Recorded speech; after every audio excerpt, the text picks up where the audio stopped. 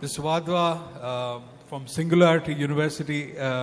This morning talk, I talked to you about, that how he has a very unique view of when we talk about, I did, steal a little bit of thunder by saying that, that people talk about China and the might of China and manufacturing, the second largest economy in the world. And yet, as a nation, you could be going down one path and suddenly realize that in 5 years everything has changed. That's what I'm going to be talking about. Right? China is toast. Yeah. And so is India, by the way. Again, Mr. Wadhwa is again international celebrity. He's faced up to experts around the world on how the technology can actually transform, the economies, really. So I'll give it to you now. Clicker and my PowerPoint. Clicker and PowerPoint, yes. Yes? Just coming.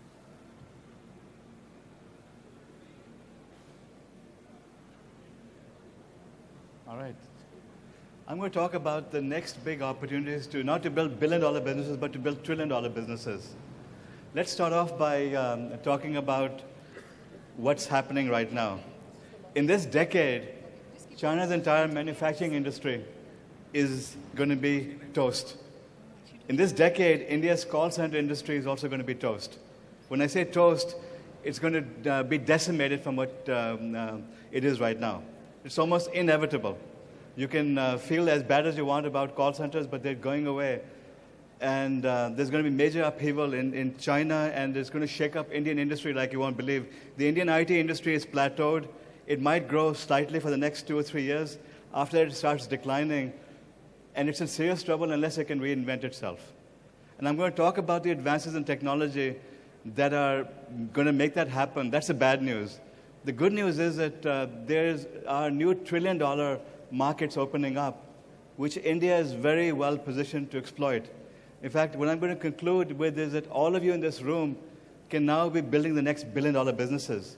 It used to be that Silicon Valley had a unique advantage, that they could only build these world-changing applications. Today, all of you here can build technologies that impact Silicon Valley and that solve India's grand challenges. Let's talk about those. First of all, what's exponential technologies? We know about Moore's law. We've seen how computing has advanced, how our computers have become more powerful every year. My iPhone has more computing power than existed on the entire planet the day I was born. Think about it. I have a device sitting in my pocket that's more powerful than the Cray supercomputers were. That was more powerful than every computer that existed in India about 30 years ago, and every computer that existed in the world about 50 years ago. That's how much power the iPhone has. It sits there waiting for me to check email or to make occasional phone calls. That's Moore's law. That's what's happened over there. If you look at the history of technology, it's advanced exponentially also. We went from the agricultural revolution to pottery to the invention of the plow to the Watt engine to the telephone, automobile, all in, things moved very slowly for thousands of years. And then over the last 200 years, it started going exponentially, and there were dramatic changes. So much so that our telephone that we used to take for granted is now a medical device. Our telephone is going to be our doctor in the near future. Right now, on your iPhone, on your smartphone, you have access to more knowledge than the physicians had 7 or 8 years ago. The best doctors in the world didn't have as much information at their fingertips as you have on your smartphone today, because you have access to all these databases, all these knowledge bases from all across the world on which you can access information. But that's nothing. You can also get a device which acts like a glucose meter, which connects to your telephone. I have an EKG monitor on my iPhone, which is also a cardiologist. It does an EKG. I hope none of you have ever had EKGs done, but they're very painful to get done. I mean, they put electrodes all over you. It's a painful process. All I do is touch 2 leads on my iPhone. It does my EKG. And then it emails my EKG to my cardiologist. That's how advanced this technology has become. In fact, right now, there are a whole range of devices called the quantified self, which let you monitor your health. These devices are relatively inexpensive. All of you can afford them. between $30 and $50, sometimes $100. You have sleep monitors, which monitor your brain waves. You have fitness monitors. You have all sorts of devices that are commercially available now, which can monitor your health.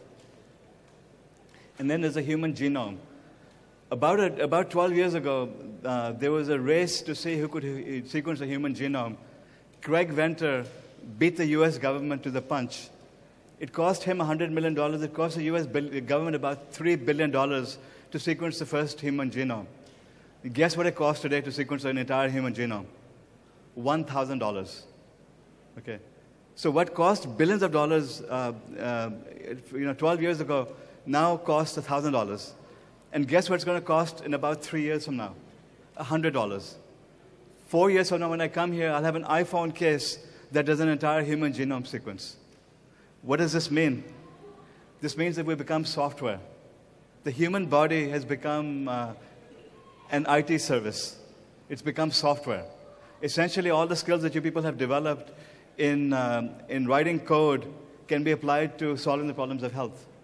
You can now start gathering all the data from all the sequencing information that's available, and you can start writing software to analyze it. You can analyze the correlation between disease, location, and genome. You can start finding better medications that work for people with a certain genome. The cost of this is practically nothing. You could be doing this in Bombay or Bangalore or Delhi for practically nothing. These technologies are available today to make all this happen. In this decade, we're going to have some amazing new advances. The quality is not very good over here, but for example, on the bottom of this, you see a crippled person walking. Near my house in Silicon Valley, there's a company called Exobionics that's developing exoskeletons. People who have never walked before, who are crippled, they can put these external devices on and start walking. Okay. They are building a military version so that a normal human being, a soldier, can carry 900 pounds of weight. Okay. That person up there, he lost his arms in the Iraq War, except he's operating a drill. It's called the Luke arm. Basically, it connects to your body and it gives you full motion. This is possible right now.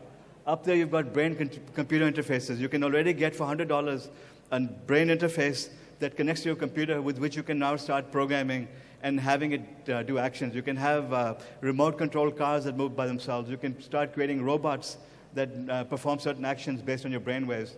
What's the cost of this technology? About $100. This is available today. And then there are many other advances happening which are going to impact humanity. I'm at Singularity University. One of the companies in our building is developing a tricorder. A tricorder is a device which is like an iPhone, which is like a cell phone, which can detect disease. There's a contest on right now which you can participate in. $10 million to the first company that can develop a tricorder that can diagnose disease better than a panel of board-certified physicians. Trust me, within the next 3 or 4 years, you will have many companies building these devices which can detect complete human disease. And you'll have them available in India for about $100 also within 5 years or so. These could be built in India right now. You could start building these technologies today. And then, if any of you have ever watched Star Trek, remember the replicators that they had? Well, you have 3D printers that are available today that can start printing physical objects. Just like you have laser printers and dot matrix printers which print on paper, you actually have 3D printers that are commercially available, which cost between $500 and $2,000 for the home versions on which you can print objects. You can print plastic, glass, titanium, human cells using 3D printers. All of these objects up there were printed using 3D printers. The beauty of 3D printing is that there's no cost to complexity. That when the reason why manufacturing is done in China or you need labor in labor-intensive places is because it's very difficult to produce complex objects. With 3D printing, there's no cost to complexity. When you print something on a laser printer, you don't think twice about what it's going to cost to print. It's the same thing with laser printing, with 3D printing. You'll be able to print very complex objects for practically nothing. This is the future. These printers are available today. You can start making them in India. You can download the specifications from the internet. You can put kits together for about $500 in India and start printing objects today, right now. You don't have to wait for someone to import these technologies. You can build them in India today. And then artificial intelligence or robotics. We used to hear a lot about AI in the 1980s, and then we thought it was dead. AI is not dead. AI is everywhere right now. Another skill that people in IT need to learn is about artificial intelligence programming, because AI is beginning to be embedded in all sorts of computer systems. If you read about IBM Watson, it was a computer that beat human beings at a game called Jeopardy. AI is now being embedded in all sorts of systems and is growing exponentially.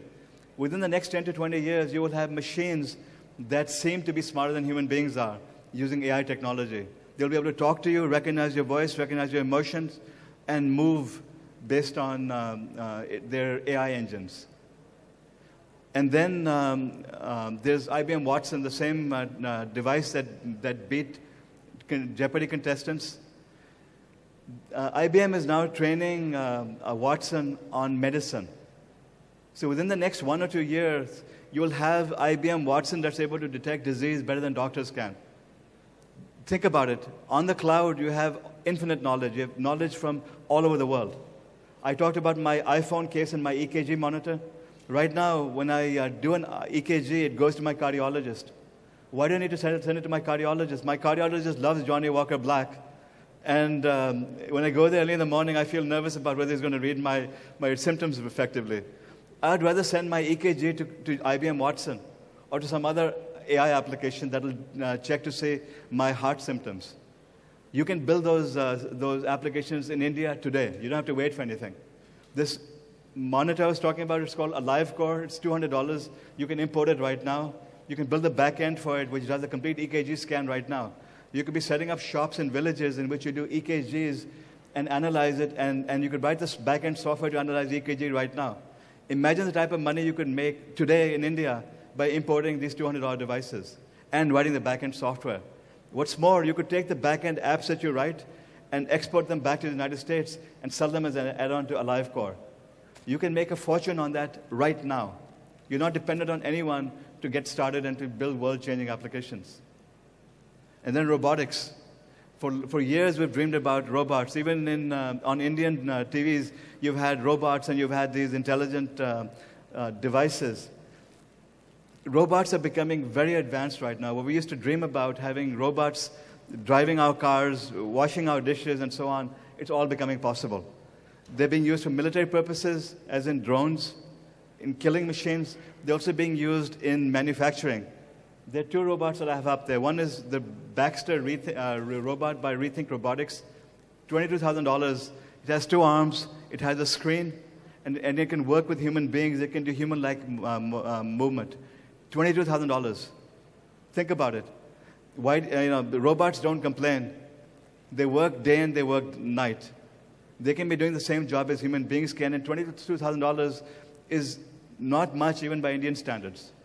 So you can automate the entire manufacturing industry using these robots. In France, they're building robots even for wine picking. So they can go and detect the color of grapes and pick selectively based on what they see.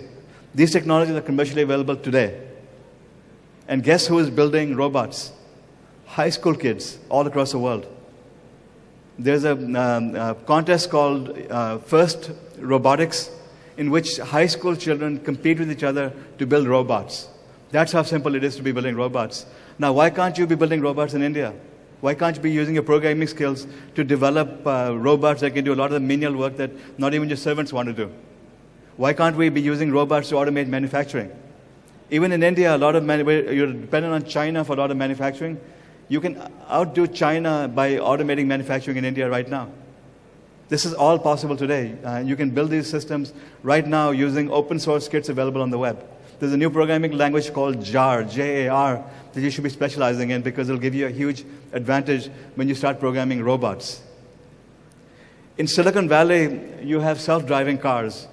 There are a number of these that have been driven 300,000 miles without an accident. So you don't need chauffeurs anymore, the car drives itself. Now, I can't imagine any intelligence being able to drive on Indian roads ever. I mean, I don't think God will be able to drive on these roads, even though God protects all of you from each other. But the point is that in Silicon Valley, Google has now built a car that I've been in that drives itself. It's amazing to see how sophisticated this car is. It's able to speed up, it's able to stop, it's able to detect human beings. It has literally 300,000 miles without a single accident. That's how fast technology is moving. One day you'll see it in India also, probably 15 years after it's in the West. And then you have all these advances in micro machines, MEMS, sensors everywhere. It used to be that the sensors in your iPhone or your smartphone, the gyrometers, the motion detectors and so on would cost hundreds of thousands of dollars. In your iPhone 20 years ago would have cost several millions of dollars in terms of the sensors it has. Today, it's a few $100s. And the sensors that you can do all of these amazing things with cost just a few dollars, as low as 50 cents. So you're talking about a few rupees for very sophisticated sensors that you can now start building all sorts of new devices with. Again, you can do that in India. All of you can afford to buy these sensors and build sophisticated machines with them. Already you have smart pills that go inside your body that connect to your computer and show you the internals of the body. You have retina implants using these technologies which can give blind people sight. These technologies are already being tested. There are amazing advances happening in sensor-based technologies. And then you have microfluidics. There's one company in Bangalore that I met called not Big Think, it was Big Leap or something, which is developing a lab on a chip as well. There are a number of companies in India also developing it. Essentially, it's a little piece of paper on which you can detect disease. You can do a blood test on a single piece of paper using a new field called microfluidics. Again, these devices don't cost very much to produce. They cut the cost of healthcare down to a fraction of what it is today. They can be built in India. In fact, they are being built in India. Then nanotechnology. There are many advances happening in nanotechnology in which you have new types of materials that are harder than any composites made by human beings. The cost of these nanotubes and graphene modules and so on has dropped exponentially. So you can now start designing new types of substances which are stronger than anything ever made before, lighter and more durable than anything ever made before. These technologies are advancing right now.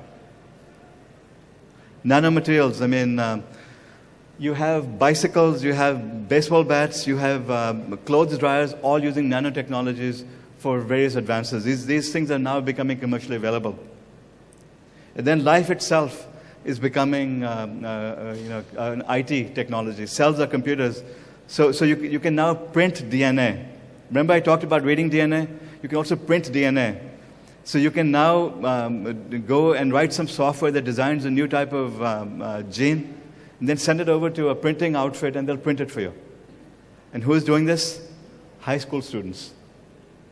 Across the United States and Europe, there's a contest called iGEM, in which they are developing synthetic biology applications. The most popular one is in which they take the gene from a firefly and inject it into a tree, so the tree lights up at night.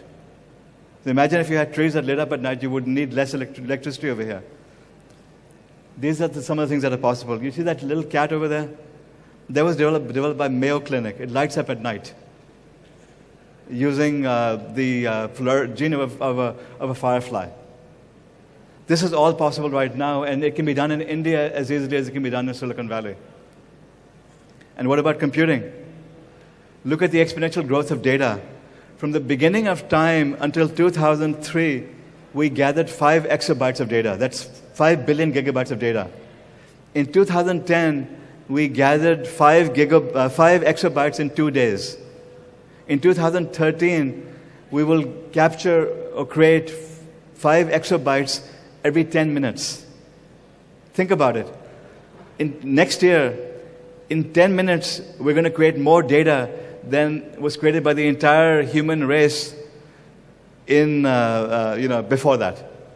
This is how fast data is advancing.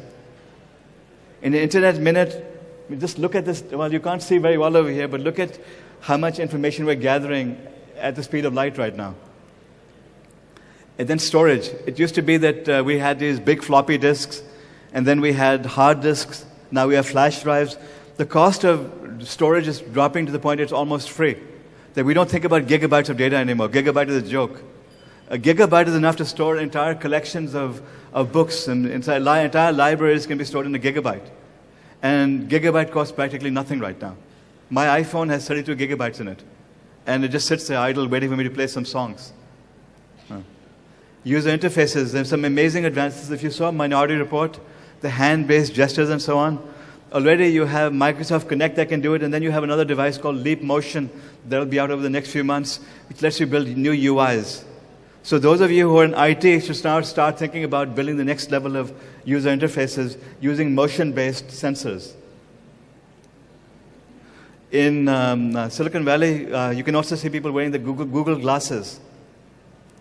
There are companies that are making retina implants so that you can read in your eyes. I mean, I meet so many people. I'd love to know who I'm talking to. That this is so-and-so, you met him at this event, and this is his background. You don't want to meet him again. So, that sort of information would be very useful to me. I'd love to get the Google glasses. But these are in development right now, and they're being tested all across the United States. Internet-enabled devices, we're seeing all sorts of devices which are now connected to each other. In fact, soon there are going to be trillions of internet-connected devices. Everything's going to be connected to itself. Your refrigerator will tell you when you're running out of milk. Your toilet will tell you that, look, you had too much to drink last night, and if you keep eating the way you are, you're going to end up becoming very fat, because it'll be able to detect your habits and your health and now guide you along on how do you preserve health. These technologies are all possible today. You don't have to wait to build them. And then what's the next big step? Well, Vint Cerf, who's commonly known as the father of the internet, he's also on our faculty at Singularity University. He talks about the interplanetary internet. He's now worried about how do you solve the latency issues when you're in outer space. How do you have internet-connected devices on the moon or on other planets and now connect them back to Earth? This is what scientists are working on right now. I'm going to conclude by putting things into perspective, okay? Because what I'm saying sounds like science fiction. It sounds so far ahead of everything you're used to. And people don't believe how much advance that we made as a society. Let's look at what's happened in this century. This includes India. Human life expectancy has more than doubled. It used to be that people would live 30, 35 years, and that was the average age, not too long ago. Now it's double that, even in countries like India. Infant mortality is reduced by 90%. Maternal mortality is reduced by 99%. Cost of electricity is dropped by 20-fold. Transportation by 100-fold. Telecom, 1,000-fold. In fact, in India, telecom is practically free now.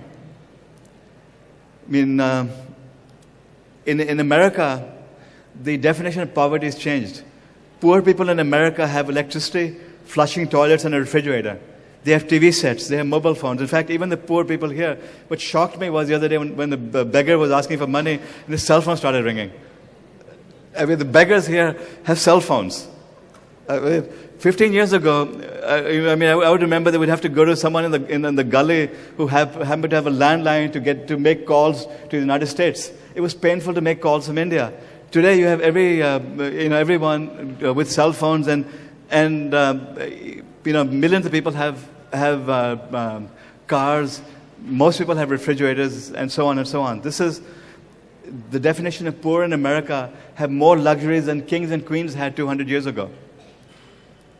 Now, this is also an important advance. When the first billion came along, we exponentially increased knowledge. A Maasai warrior on a cell phone has access to more knowledge than President Reagan had 25 years ago. E-commerce got made possible. India's IT industry got made possible when the first billion came online. In the connected world, social media is fomenting revolutions. Children are rising above the biases and the fears of their parents. The world is changing dramatically. Imagine what happens when 3 billion more people come online.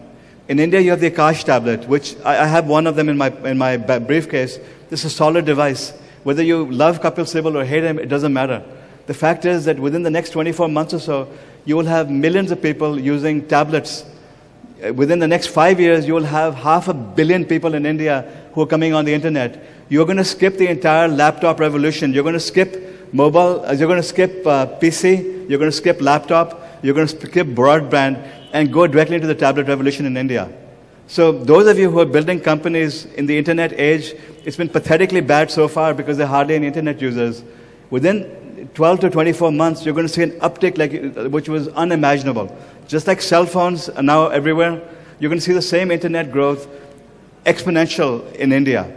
which means that the opportunities are just unbelievable. If I was building a company, this is the place to be, because it takes 12 to 24 months to get the technology right. And then you see this major 10-fold, 20-fold, 100-fold increase in internet usage. So you're going to see an apps economy. You're going to see the government being held accountable by all these anti-corruption applications and more knowledge. You're going to see a revolution in society because of these connected tablets. You're going to, not only are these beggars going to be making phone calls to each other, they're going to be Skype calling each other. And you're going to have your fruit sellers emailing you their fruit. You're going to have the dhobis sending you emails saying, okay, your clothes are ready, when can I bring them over? You're going to have the poorest of the poor connecting to you, having the same knowledge that you have in the next 5 years or so. So you better get ready for this revolution, and you better lead it, because there are opportunities here to build several billion-dollar businesses. It's very likely that at least a dozen people in this room build billion-dollar businesses over the next 5 years, based on the explosion that's going to happen in India. That's why I keep saying this is the most innovative time in human history, and you can do what only governments and big labs could do a few years ago. This is the time you can solve India's and the world's grand challenges using these technologies. Read up more. You can go to my website. You can go to Singularity University. You can do Google searches. You can find all sorts of information. But start looking forward. Don't look backwards. Don't look into brain-dead IT technologies. Look forward into exponential technologies. Thank you.